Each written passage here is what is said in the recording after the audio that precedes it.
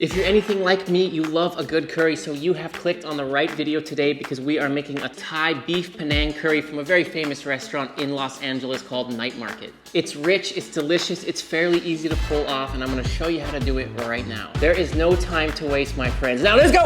Okay, so today we are gonna start by making our own homemade curry paste. Starting with a little bit of fresh lemongrass here. Then we have some ginger. Galangal would be preferred, but I couldn't find any today, so ginger will do. Some fresh garlic and a whole lot of it. Here I have some ancho chilies and some guajillo chilies, shallots, and then over here I have a little bit of lime zest. Kefir lime leaf will be preferred, but if you can't find it, which I could not today, lime zest will be fine. And then this, a lot of you aren't gonna be able to find this. It's shrimp paste, it's also optional, but if you can get it and put it in, that would be great. If you don't want to go through the effort of making this whole curry paste, you can just buy a Thai curry paste in any supermarket. That will do just fine. So I will give you that option as well. There is no shame in it. All right, now I'm using a food processor for this. You could use a mortar and pestle if you want, but it's already enough work, so a food processor is going to be great. You could also try this with a blender if you don't have one of these. So we're going to start with some of the hardest ingredients first, so the lemongrass. And every time we put some of the ingredients in, we're going to put just a little pinch of salt to help break all of this up.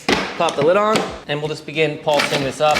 We're just looking for a fine crumb here. Next, we're going in with our ginger or galangal, I don't know how to say it. Little pinch of salt again, and same deal, maybe just about 30 seconds for each ingredient. And it can be good while you're doing this just to open it up and scrape down the side so you don't get any big pieces up there.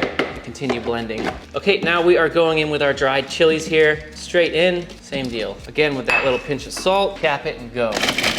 So, check this out now. We're starting to get that incredible red color from these chilies. Wow. I'm just gonna scrape that down and re-blend another 30 seconds. Might take about a minute for these dried chilies. Next, we're going in with the shallots. And again, with just a little pinch of salt, back to blending.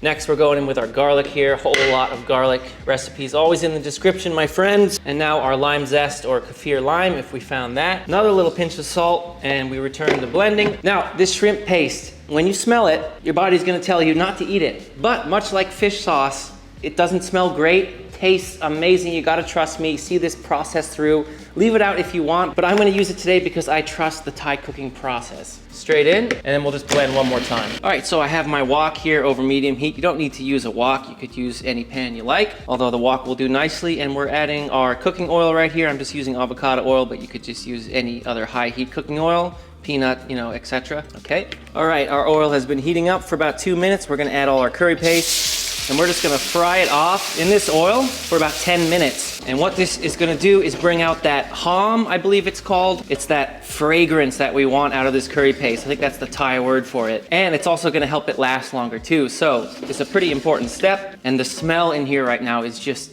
intoxicating. All right, my friends, 10 minutes. It is done, it is fragrant. We're gonna go ahead and just dump this into a container to store. We'll let it cool down to room temp here and then cap it and put it in the fridge. And we have our own incredible homemade curry paste. And so now that this paste has been cooked in the oil, it is gonna last 3 weeks in your fridge or 3 months in your freezer, depending on how you wanna store it. So I just wanna quickly shout out the inspiration for this dish is from Night Market Cookbook, an amazing Thai cookbook. I wouldn't call it super authentic, but every single recipe I've cooked out of here has been super tasty. If you're interested in Thai cooking, I'll put a link down to this cookbook in the description underneath this video. Okay, so for the beef today, I'm using boneless short ribs. You could use another kind of braising meat like chuck or what have you, but this is a great cut for slow cooking. It's got a lot of that intermuscular fat in there.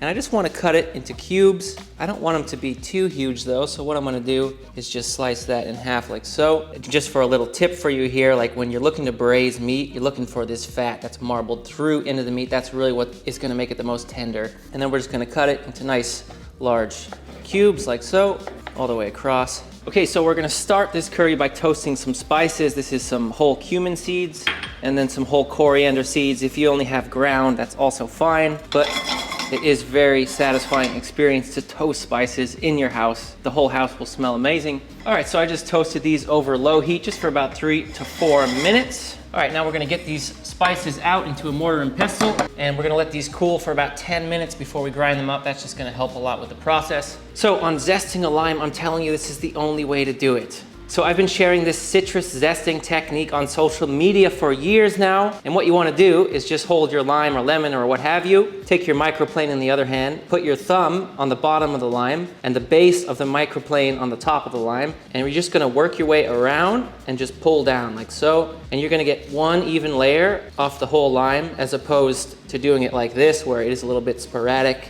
and hard to be consistent that way. So just work your way all the way around. And now you have one perfect layer of that dark green lime zest around the whole lime, which is really great. Good technique to know. So we're gonna start smashing these up and just grinding like so, mixing the spices with the lime zest until we get them pretty fine. It should be pretty darn quick. Something like this is just fine. So now I'm adding our homemade curry paste into the spices. You see this oil that's just been coming out of that curry paste we made. Absolutely glorious. Get that all in there. And then we're just gonna mix the curry paste in with the spices and we're done. So I have here some full fat coconut milk. I'm just gonna take out about 2 tablespoons of this. We're saving that for a garnish, so make sure you do that before you move on to the next step. Okay, so I've got a pot here over medium heat. I'm just gonna add all my coconut milk, which in this case is 2 cans. Again, recipe's always in the description. Okay, curry paste going in. Now going in with the fish sauce and the coconut sugar, and the peanut butter does not go in now, it's gonna go in last minute, so make sure you reserve that on the side.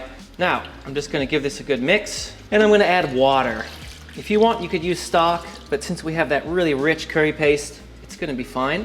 So, water in, and then we're dropping our beef in. Of course, if you want, you could sear the beef. The recipe does not call for doing that. There's a lot of strong flavors in here. It's summertime, and it's not totally necessary, but if you do want a richer broth, then you can sear it. Okay, so we're gonna mix that all in.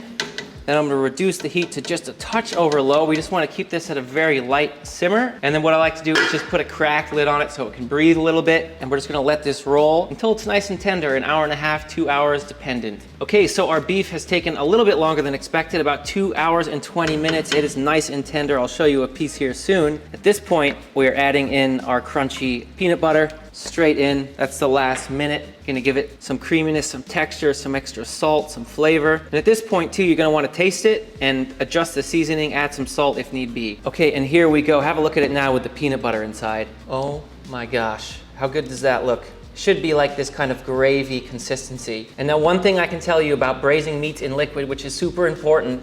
After you braise the meat, don't pull it out and serve it right away. Let it cool down in this liquid for at least an hour and then heat it back up on the stove. It will be so much more tender. And if you really want to get technical about it like a restaurant would do, cook it the day before, let it cool down to room temp in the fridge overnight, slowly heat it up the next day.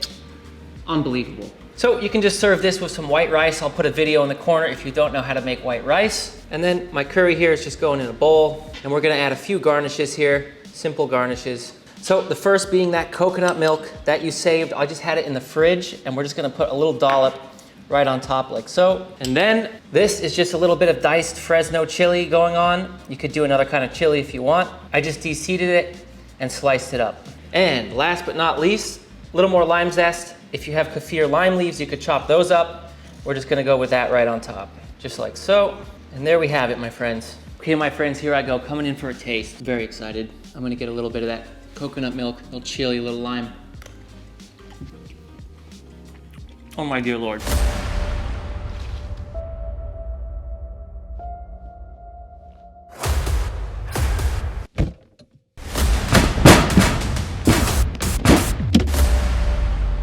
Wow. Night Market Cookbook, thank you. Well, my friends, I hope you enjoyed this curry making session today. And as always, drop a like, leave a comment if you so wish, and turn on notifications if you want to be a psycho. And until next time, you know I love you and I'm out.